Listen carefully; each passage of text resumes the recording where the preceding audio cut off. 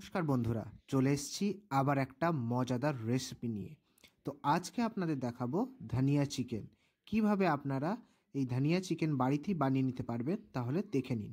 প্রথমেই কড়াইয়ের মধ্যে দিয়ে দেব সামান্য পরিমাণে সাদা তেল। এবার ওই তেলের মধ্যে 4টে ছোট এলাচ দিয়ে দেব। এরপর দিয়ে দেব কোচানো পেঁয়াজ। পেঁয়াজটাকে সামান্য পরিমাণে কিন্তু আপনাদের লাল লাল করে ভেজে নিতে হবে। এখানে আপনারা সামান্য পরিমাণে লবণ দিয়ে দিতে পারেন, তাহলে কিন্তু পেঁয়াজটা খুব তাড়াতাড়ি সেদ্ধ হয়ে যাবে। এরপর আগে থেকে ম্যারিনেট করা হলুদ এবং লবণ দিয়ে চিকেনটাকে এর মধ্যে দিয়ে আবার বেশ কিছুক্ষণ নাড়তে থাকবো।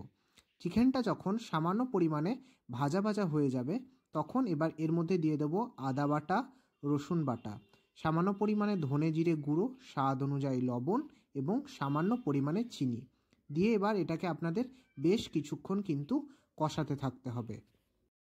এবার এর মধ্যে আমরা দিয়ে দেবো শুকনো লঙ্কা গুঁড়ো, দিয়ে এটাকে আবার কিছুক্ষণ নাড়ানোর পর এর মধ্যে দিয়ে দেব কাজু বাটা এবং ধনে পাতা ও কাঁচা লঙ্কা বাটা। এবার সমস্তটা কিন্তু দিয়ে আপনাদের কিন্তু লো ফ্লেমে কিছুক্ষণ আপনাদের কষাতে হবে।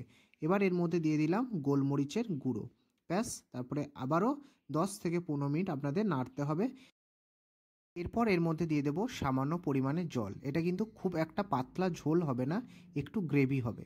এরপর এর মধ্যে দিয়ে দিলাম সামান্য পরিমাণে বিট লবণ, দিয়ে এটাকে আর 2 থেকে 3 মিনিট নাড়লেই রেডি হয়ে যাবে। তারপর নামিয়ে নিয়ে গরম গরম সার্ভ করুন ধনিয়া চিকেন। যদি ভালো লাগে তাহলে অবশ্যই আমার চ্যানেলটিকে সাবস্ক্রাইব করবেন।